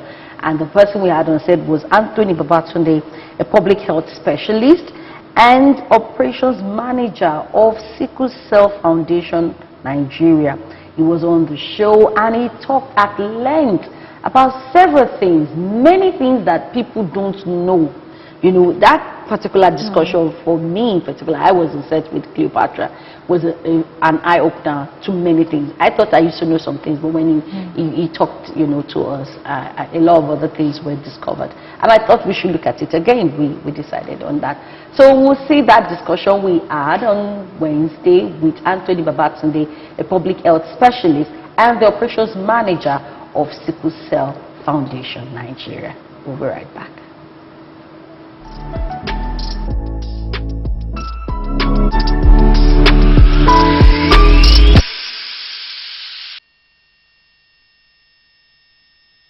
Thank you very much for staying tuned to LN 24/7. This is This Morning Show, this Wednesday morning, the 26th day of June 2024. And we are talking health and lifestyle at this point in time on the show. And that report you just saw, of course, gave us a background into our topic of discussion for today, sickle cell disorder. And we're looking at, you know, the raising awareness and improving quality of life. So talking about sickle cell disorder and what can be done to improve quality of life with person, you know, living with this condition. And joining us now is Anthony Babatunde, a public health specialist and the operations manager of Sickle Cell Foundation Nigeria. And he's right here to help us make sense of this discussion. Good morning, Anthony. Good morning, Sophie. Good morning, Cleo. Thank you. Nice to be with you. Thank you for coming. Thank you. Yes. Now, we just saw that report together, and just a week ago, exactly a week ago, was World Sickle Cell Day Awareness. And we've heard about the Sickle Cell Foundation Nigeria. Yes. Can you talk to us a bit about what your foundation did in raising awareness? Because basically the World Sickle Cell Day is about raising awareness about sickle cell and listening to people talking about sickle cell. Some still have this notion, and then one of we saw a carrier, or should I say someone living with sickle cell disorder in that report that we just watched, and talking about using hot water. So really, can you just give us more information about the works of your foundation and how can sickle cell be managed truly? All right, thank you very much. Nice to be with you at LN24. Thank you. LN24/7. LN24/7. Yes, thank you so much. Thank you. It's a pleasure. Looking at sickle cell disorder, last week we celebrated the World Sickle Cell Day, and Nigeria as well as the entire world celebrated this day. In 2008, the United Nations earmarked this day to raise awareness regarding this condition. And if you dial back to the history of sickle cell in Nigeria, you will understand that there are a number of myths surrounding this condition. And a good number of persons believe things that are not true. A number of myths, some of them believe persons with sickle cell disorder have ogbanje. Some also believe that they have what's called, some believe they are biku, that they are born to die. Some also believe that they are emiri, or they come from the waters, and that is the reason why they pass on so quickly. But we've come to see that this is not true, because medical science has evolved over time, and the knowledge about sickle cell has improved, and that is why it was important for the United Nations to set a day aside to raise awareness. And for us in Nigeria, as one of the major stakeholders in this, because Nigeria is the country with the highest burden of the disorder, and it is imperative for we to be at the forefront, and that is why we are championing it. Yes, we are championing it. Nigeria, as it stands, have more than 50% of the global burden. It is estimated that 300,000 babies are born every year. But in Nigeria alone, about 150,000 babies are born each year. And the worst part of it is 100,000 and above of them might not live to see their 5th birthday. And that is why it is important. And for we at the Sickle Cell Foundation Nigeria, we use this period of World Sickle Cell Day to amplify the voice of persons living with the condition, to raise awareness, and to ensure that the relevant stakeholders come and participate and collaborate to ensure that persons living with the condition live a pain-free life. For us, we have this slogan for this World Sickle Cell Day, that a pain-free life is possible. So at the Sickle Cell Foundation Nigeria, we've been able to carry out a number of interventions, very strategic. One of our flagship events was the virtual town hall meeting. That happened on the 20th of this month. That was last week, Thursday. And it was a virtual event, as the name connotes, and it was meant to galvanize persons living with the condition. We want their voice to be heard. We want the relevant stakeholders to hear them. That event was able to bring in different stakeholders. We had the WHO, we had the Federal Ministry of Health, we have Lagos State, we have Delta State represented, we have different stakeholders from other organizations, advocacy groups, and the likes. And also, that program was meant to hand the baton to those who are the voiceless. So that was the essence of that program. So, yes. So that was the essence of that program. And at the end of that program, we were able to draw out a communique which we are going to share to all the relevant stakeholders. As a matter of fact, that communique was read to the press on the 20th. And this is because in the previous years, we've always done what is called a public lecture, where we have experts speak on the conditions, tell you don't do this, don't do that, and it's just as if the experts are saying this to the persons who are affected. But we wanted it to come now from those who are really affected. So that platform was purely designed for them, and it was very interactive, very engaging, and then we had a lot of people from across the globe who joined, close to 1,000 who joined that program. So via our various social media, on Zoom, it was a very, very successful program. Also, but before you continue with that, so I wanted you to quickly highlight what the communique had. You know, after all the action and the talk and everything, what was communicated in the communique? Yes, a number of things were established in that communique. Now, it was also established that sickle cell disorder affects us. It is our problem. And also, because as a result of the fact that it is a Nigerian problem, a vast majority of persons with have the condition. So we were able to establish that it affects the Nigerian population, and as a result, government, private stakeholders, and all other stakeholders must put their hands together to ensure that things begin to work right. Part of what was in the communique was advocacy for newborn screening. We have a pocket of newborn screening currently in some states, but we want to see a holistic program, a nationwide newborn screening, and this is one of the things that was brought to the front burner of that discourse.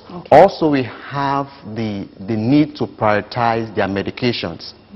Persons living with sickle cell disorder are expected to live on daily, to use medication daily. They have routine medications, and most of the time this is out of pocket. So we want to see how these individuals get medications. There's also a need for us, part of what was in that communique was the need for them to be enrolled into the HMO. Currently, many HMOs do not see it as a good business.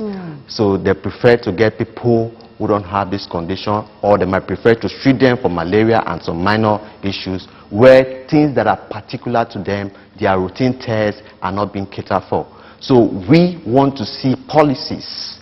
Part of it is for government to implement policies, laws that will also back those policies and ensure that HMO take them up their wings and begin to cater for them. We want to see people be able to access comprehensive care across the 36 states of Nigeria. So that is part of what we are driving at. There are quite a number of things in that communique. But this one that you've highlighted really shows that you know a lot needs to be done, all hands needs to be on deck. I'm sure you have something. Meanwhile, having said all of this, I was trying to. I just mentioned one of the activities that we did. Doing sorry, please. Yes, one of the activities that we did. We also had the annual school quiz competition. Okay. Yes. And the annual school quiz competition is one of our flagship events, and the essence of this competition is to draw school children, school-age children. It is important in our fight to catch them young. We can't really fight the menace of sickle cell disorder without educating the young ones. So that was a strategic event for us, and we do that on an annual basis. For this last program, we had 20 schools that came across from the 6 educational districts in Lagos State who participated in this event. It was a fun way to learn and a competitive way also. So we were able to pass this message. For us, we've been able to develop ambassadors within the school system who are also members of families, and they are going there as champions, having the requisite knowledge about sickle cell, the right knowledge, because at the end of the day, they were able to see that this was wrong, this is a myth, and this is how to, these are the best steps to take. So that was another event we had. We also have line up of community outreach, which we are still going to implement as part of our World Sickle Cell Day initiative. Nice. Yeah, that's really, really nice. Yeah, impressive. very impressive. Now you said all these things. What's the awareness like? Because it's one thing for people to be working behind the scene, trying to, make those living with sickle cell their lives better and all of that, or to cut down the numbers of sickle cell that we have. But what's the awareness like? Since you have dealt, with this particular sickle cell disorder, on a large platform, can you say that, especially in Nigeria, that there is enough awareness as to how people can prevent, giving birth to children with sickle cell, and those that already have it, how they can manage it? Is there such awareness? Well, there's one thing I will tell you, is that awareness is insufficient and cannot be too much. But there's an established fact that awareness about the disorder has improved tremendously over the past few years. And we've seen in some places now, people understand that there's a condition called sickle cell disorder. And the myths about sickle cell, although we are still trying to debunk as many as possible, because we don't want to believe that everyone knows it. Yes, there's still a need for continuous awareness, education across, especially to those in the rural settings.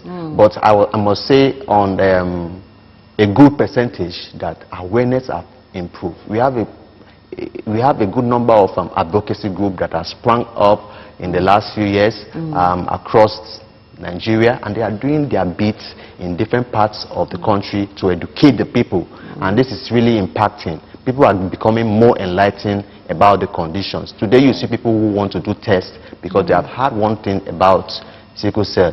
They don't go to the herbalist. Maybe some person might still be going to the herbalist or the fetish home to find the destiny of their children. But I want to believe that to a large extent we receive calls from different parts of the country asking, trying to get enrolled into our genetic counseling, because the awareness about the condition is improving. People want to learn more about the condition. That is quite interesting. Do you have a follow-up? Yes, I have a follow-up question. Okay, so based on your work with the sickle cell disorder, how best can it be managed? Because I've seen within the reports that we saw, we saw someone talking about him living with the sickle cell, and even gave like a free tip to those who are experiencing. Talking about the hot water. But based on what you have experienced or seen with people, how best can it be managed? Because, like it or not, there are people currently, going through the pain of sickle cell. I actually lost a friend 2 months ago, to this same sickle cell disorder. He tried as much as possible to manage himself, and at the end of the day, I think majorly what killed him was because of the mom who used to take care of him, passed on. And then by the time he had his next crisis, no one was there to actually look after him. So how can people really manage this? All right, very interesting question. I must say that managing sickle cell disorder is, like my director will say, national director, is not a stroll in the park. And it is individualistic. The care may differ from one person to another, but there are things that is expected of each and every individual to do to stay healthy. Okay, so it begins from education. Okay. So it's a holistic approach that you can use to manage sickle cell. You can't just say do this and all is solved. So you need to look at the entire spectrum of care. The physical care, you look at the mental, you look at the emotional, even the spiritual. And that is why we at the Sickle Cell Foundation Nigeria, we always emphasize genetic counseling.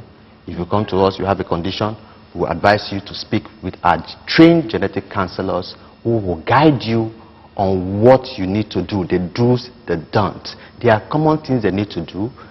They need to drink enough water. To stay hydrated and to ensure that the sickle, that the blood remains very less viscous and can move through the veins. Through the yes, free flow of the blood around the vessels. You know, one of the reasons why one of the reasons for the complications that we have surrounding sickle cell is blockage of vessels as a result of the sickled hemoglobin. So drinking enough water helps a lot. Okay, we also have eating good diets. We have routine check. They need to be on routine medication. They have folic acid, they have the B complex, they have their anti-malaria.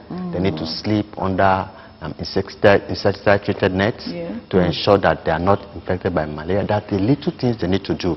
The need for children aged 2 to 16 years, they need to do a routine test to determine their risk of having stroke. I don't know if you've heard about that. Children between that age group can have stroke.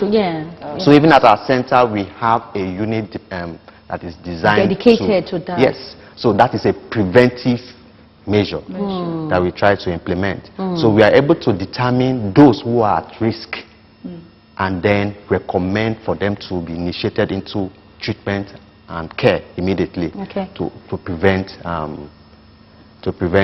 So depending on the symptoms of that individual, there are some that has leg ulcer.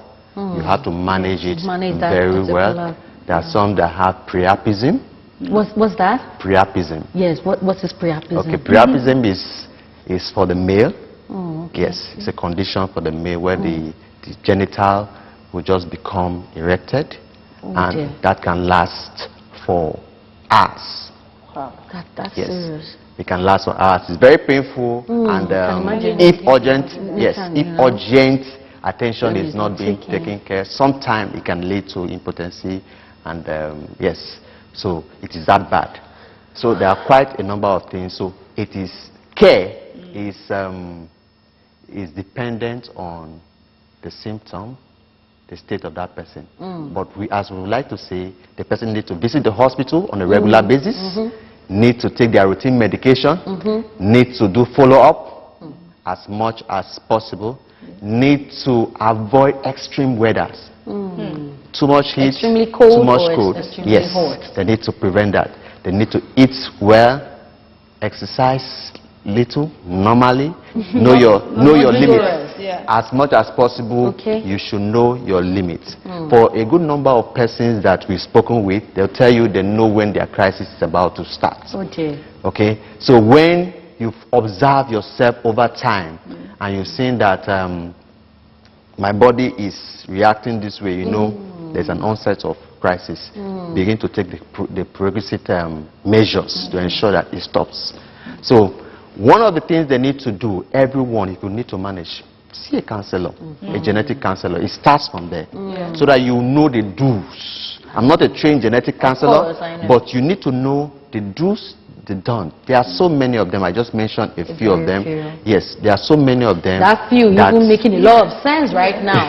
And of course, I can latch all of this to the fact that these are things that you cannot do on your own. You will need a medical professional, and like you just rightly mentioned, a genetic counselor to actually guide you through. But then we're talking about many of those things that you need to do. There are remedies you can do at home.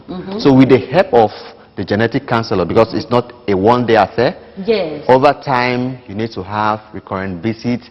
You go to the hospital, they review you do some tests. They review your test results, and then they advise you on what next to do. So it's a continuous management. And for us at the Sickle Cell Foundation, we are looking at comprehensive.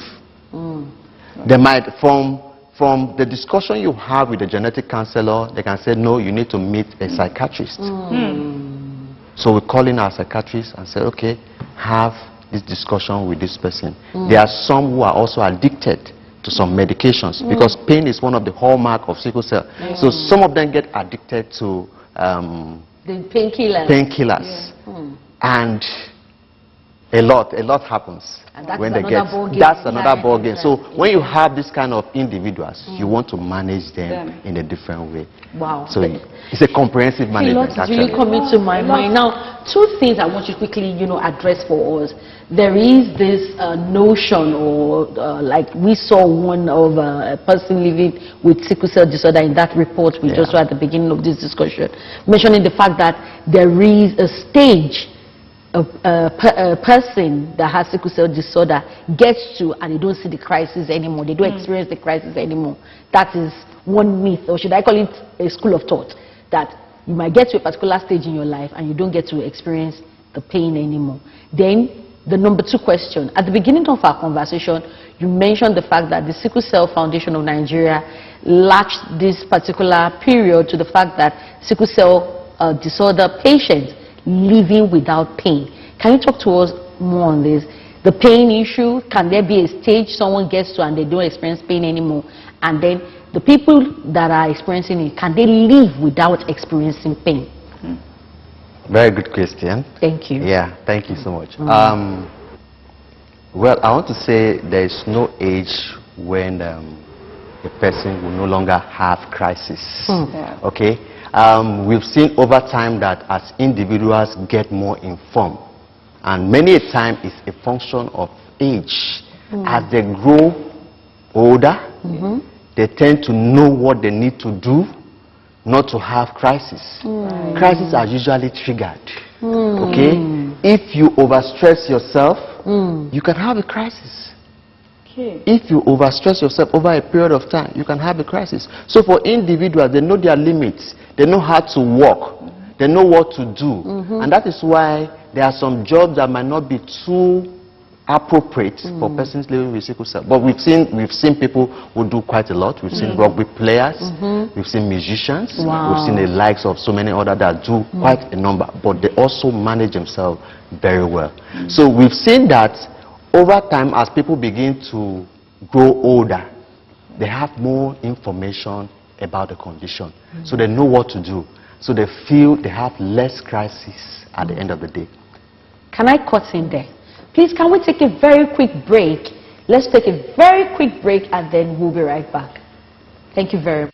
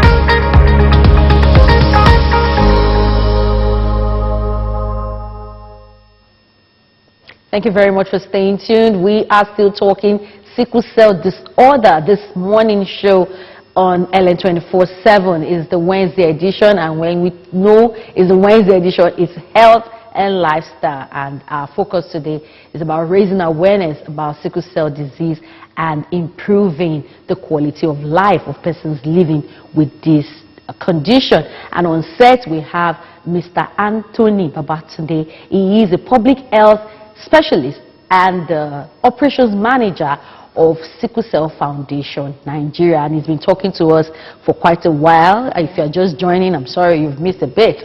So before we went on that break, you were making a point about age and experience giving the advantage to a person living with sickle cell disorder, meaning that it will reduce their occurrence of pain crisis.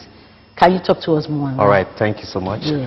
Yes, like I said, there's no age where you will not have crisis. Well, you see, crises are triggered. There are factors that trigger crisis. Okay, the sickle cell itself, the hemoglobin is expected to be round on a normal day, but when they are triggered for persons that have sickle cell disorder, they change. They become sickled, sickle shape. So when they become sickle shaped, they tend to block. They become sticky, rigid, and tend to block vessels. When they block vessels, that is when people have crisis. Like I said earlier on, there are things that can be done. There are do's and don'ts that a person can adhere to and ensure they live a pain-free life. So I've been able to establish that there's no age. There's no age that a person cannot have crisis. Just like there's no age a person cannot fall sick. So across the age group, anybody can fall sick. But the fact remains that as people grow older, they get to learn about their body. They get to know what to do in order not to fall sick. You know, it's very difficult for children to adhere to certain things. So, don't do this, don't do this. They might feel, why? But these days we are beginning to see children obey and then adhere to instruction because they participate in counseling. So when we tell them, where's your water bottle? They are with their water bottle. We say, drink enough water.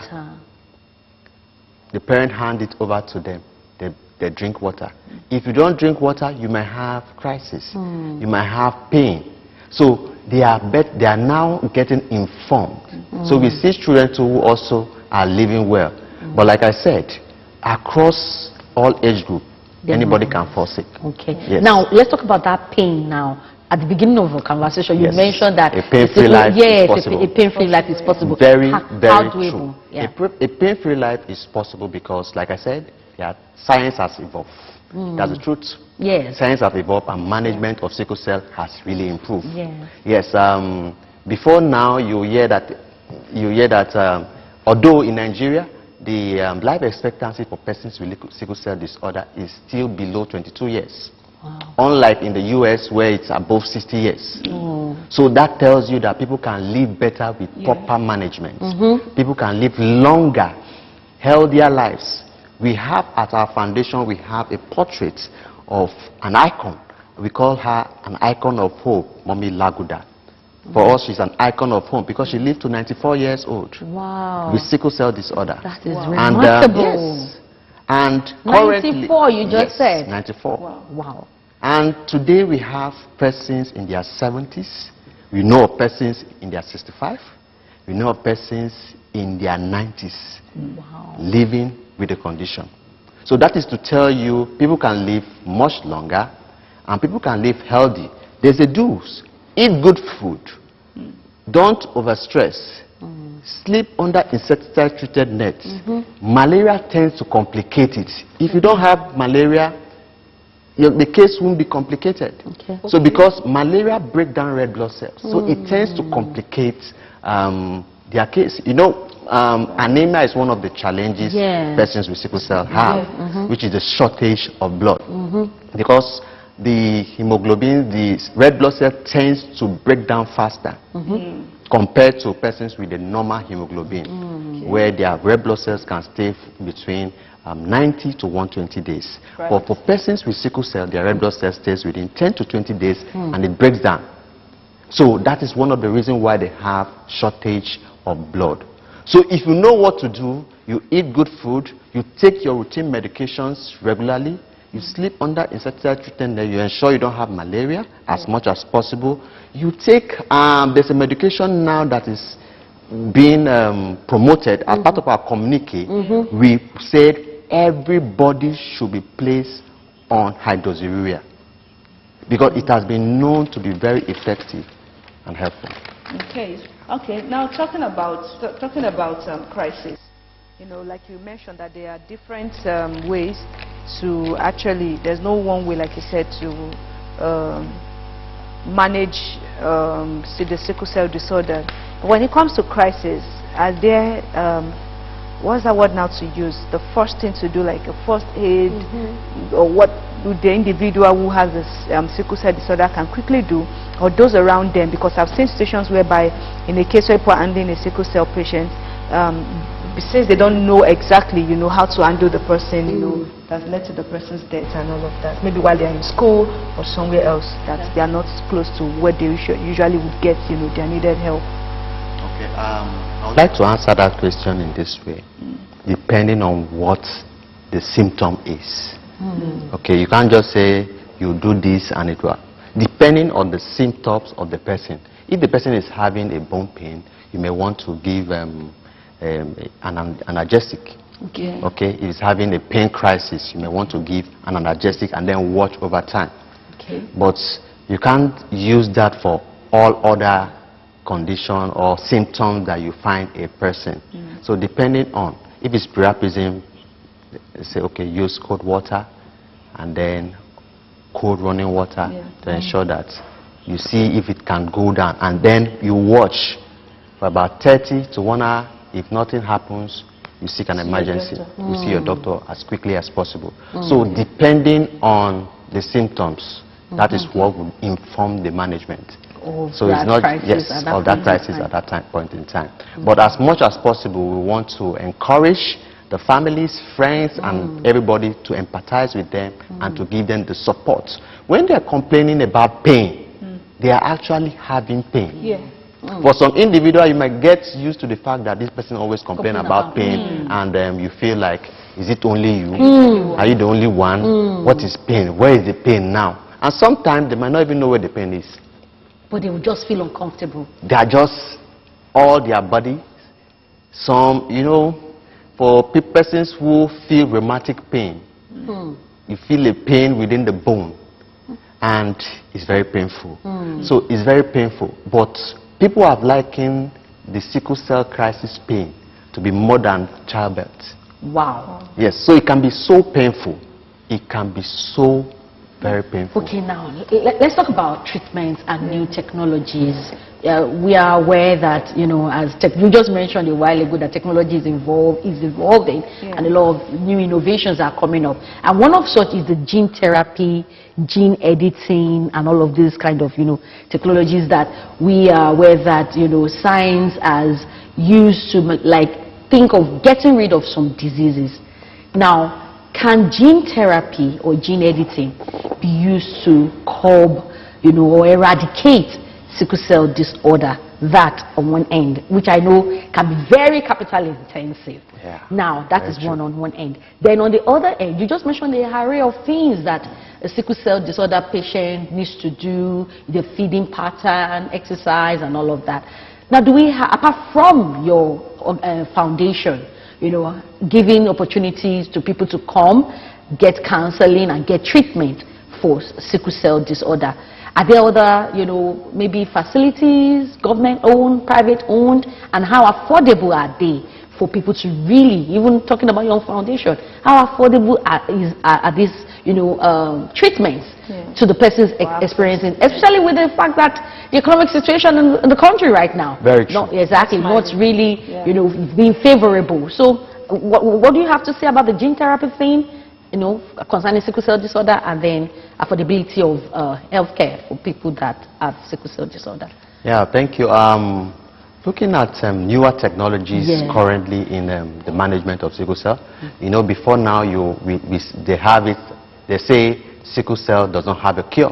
But thankfully today we have a cure, and the foundation has been able to establish a bone marrow transplant center in collaboration with Lagos University Teaching Hospital. Oh, that's good. Bone marrow transplant is also called stem cell transplantation. It is similar to gene therapy. However, in the case of bone marrow transplant, you need a donor. But in gene therapy, to take the person's stem cell, the person itself stem cell, and then manipulate it in the laboratory and transfer. So what we have currently in Nigeria is a bone marrow transplant established center. And with that, we are able to take the stem cell of a matched donor.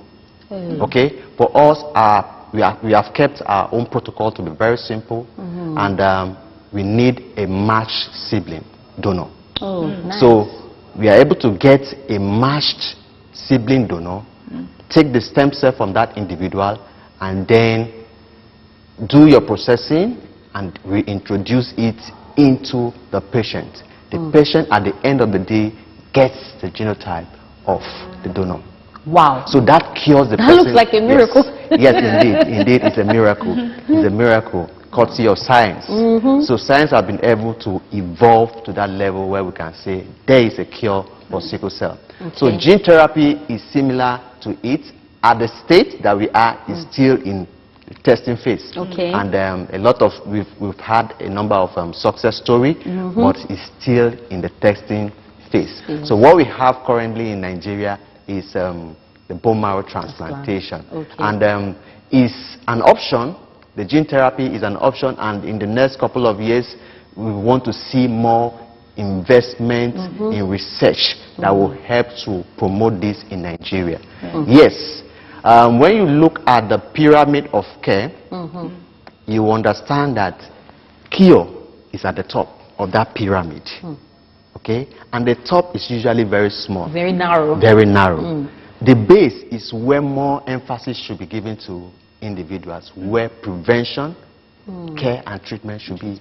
The routine medication should be given to as many persons as possible to keep them good, to keep them in a perfect condition. So, but at the cure level, it's a good to have, because Nigeria is the country with the highest burden of the condition. So it's a good to have the cure in Nigeria. And we hope to see a lot of medical tourism from other parts of the country plugging into Nigeria to obtain it. Nigeria should be at the forefront of championing anything related to sickle cell. Yes. Because of the burden. Yes, we have the highest burden, so we should champion it. And that is what we are trying to do. So over to your next question. Yes, about affordability. Affordability. Yes. So at the moment, I told you part of the communique was for routine medication to be made available. Yes. So at the moment, individuals living with sickle cell disorder pay out of pocket. Yes, they pay out of pocket.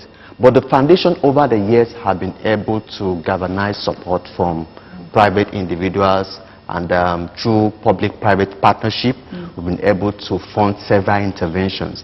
For example, some years back, we were able to intervene and carry out bone marrow transplant for about 50 persons outside the country, in Rome. In Rome, okay. Yes. So we're able to do that with support. Those things are not possible without funding. Funding, of course. So with the support of various well-meaning stakeholders, we're able to carry out that intervention. We also have an initiative which we call the Inner Wheel project, which we carried out some few years back also, which was a project that was designed to replace the hip, do a hip replacement for individuals. And that project was very successful. We were able to do hip replacement surgeries for about 25 persons. So hip, what is called avascular necrosis, is one of the complications for sickle cell. Sickle cell disorder. Yes. Oh, I where was you wondering. have the hip dislocating, at the top of the hip bone begins to wear out. That's a result of weak bones? No, as a result of the sickle cell, which tend to block vessels that are supposed to supply blood to that place. So necrosis begins to happen, which is death of the cells at the top of the hip, the ball and socket joint there. So it begins to break down And as a result, you see a person that was walking straight begin to walk in a particular way, in a particular bend. Okay, so we're able to carry out those interventions courtesy of support from individual. So far the foundation provides funding for various interventions, and the foundation has set up a national sickle cell center. So what we have there is a national sickle cell center, not owned by the government, but national in the sense that it carries out a comprehensive management for sickle cell.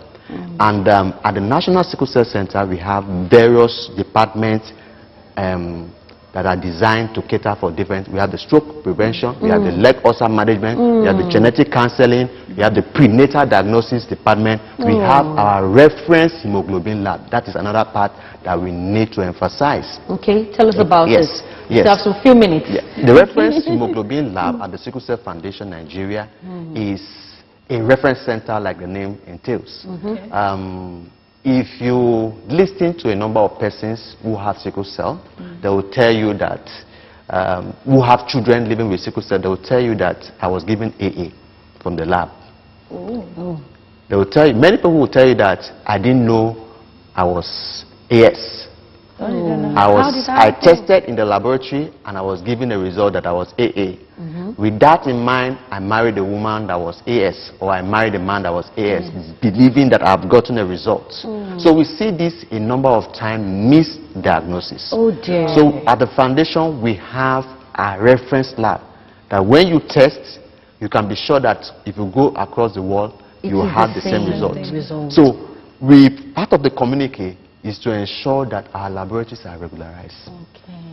There is proper monitoring across across the country. Yes. So at the moment there is poor monitoring of laboratory centers. So you see a lot of misdiagnostics. A number of them will do one test and then give out results. But at our center we do multiple tests, confirmatory tests. We don't just stop at the first.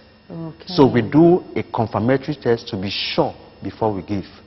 2 or 3 tests are done sequentially. So when you see this, you still want to probe further to be sure that the result you are giving out is accurate. Wow. Yes. This is a lot to take in, and I would love for us to have this discussion, you know, maybe at another day, or we'll probably pay a visit to the center to see how the center is doing, and of course see success stories of people that have been through the center and come back and tell us that they are living. And you even mentioned 1 or 2 already, that you have a 90-year-old. We have 90-year-old. We have Mommy Pokola. She should be 66 now. Wow. Yes. She's one of our. She's a club coordinator now. Oh. Yes. Of Ifako Ijaye, Sickle Cell Area Club. So she's doing well. If you see her, she's doing very well. We have a board member who is a person living with sickle cells. It's also doing very well. So persons living with sickle cell can live a pain-free life. They can live meaningful, impactful life. That is the reality, if they do that which is required. And those with the hip transplants and hip replacement, and bone marrow transplant. Hip replacement is quite different from bone marrow transplant. But for those who went through that particular operation, is there a follow-up to it, or are they just fine after that? Yes, they are expected to be fine after the process. However, there is a need for follow-up. Okay, because after any operation, you need to do a follow-up from time to time. But it's actually for the bone marrow, it's a curative procedure, but the team of professionals will do a follow-up over. Ellen 24/7 is first of all a news station. We'll continue with updates from the just concluded governorship in the southeast has raised questions if INEC will be able to conduct elections. With a core team of over 40 correspondents spread across Nigeria. Nigeria is set to take its place. And affiliates in Africa, Europe, America, and Asia. We give you news as it breaks from the perspective you can trust. Ellen 24/7 News, where the story goes, we go.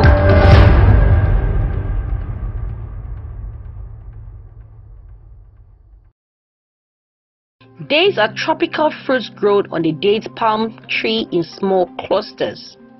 A tasty and highly nutritious fruit that has dark brown, soft flesh and is uniquely sweet.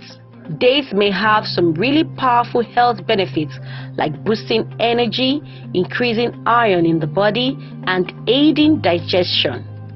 Rich in various nutrients, fiber, and antioxidants, dates are popular throughout the world. These dried fruits may prove to be beneficial in treating various conditions due to their anti-inflammatory, antioxidant, and anti-tumor properties. Dates have been the staple food in the Middle East for thousands of years. Recently, a 2,000-year-old date seed has been germinated in Israel. The seed was found in an archaeological excavation. This type of date had unique qualities, but it disappeared 500 years ago. Each date can be about 60 to 70% sugar and a high amount of fiber depending on the variety, which makes it ideal as a healthy energy booster. It is also high in iron and may help in fighting anemia. Whenever you're craving something sweet, instead of going for candy or sugar, opt for dates instead. They are just as sweet and way better for you. Dates are now popular all over the world and are used as a natural sweetener in smoothies, juice, nutrition bars, and baked products like cakes and muffins. You can also buy premium dates that are stuffed with almonds and peanut butter, and specialty products like date masalis, a sweet sticky syrup that can be drizzled on pancakes or porridge. Dates nutrition.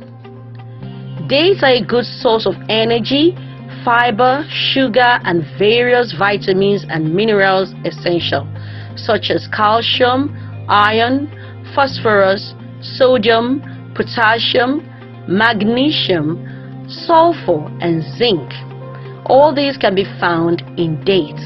Apart from the above-mentioned nutrients, they may also contain important vitamins such as thiamine, riboflavin, niacin, vitamin B6, folate, vitamin A, and vitamin K. Let's take a look at some of the health benefits of the dates. Dates can be a good source of energy. Dates are high in natural sugars like glucose, fructose, and sucrose. The high energy present in dates can be attributed to this high sugar content. Many people around the world are estimated to eat natural low-fat dates for a quick afternoon snack when they are feeling sluggish to help bump up energy levels fast. Dates may boost brain health. Dates may protect against oxidative stress and inflammation of the brain. According to a research, date palm fruits are a good source of dietary fiber and are rich in total phenolics and natural antioxidants. The presence of this polyphenolics compound may potentially help slow the progression of Alzheimer's disease and dementia. Dates can potentially relieve constipation. In traditional Tunisian medicine, dates are used for treating constipation. A serving of 100 grams of dates provides 6.7 grams of dietary fiber. A 2005 study published in the Journal of Agriculture and Food Chemistry also suggests that these dried fruits have high levels of dietary fiber and insoluble fiber. In particular, the insoluble fiber found in dates may potentially promote healthy digestion by bulking up the stool and may also help in relieving the symptoms of constipation. Dates may prevent heart diseases.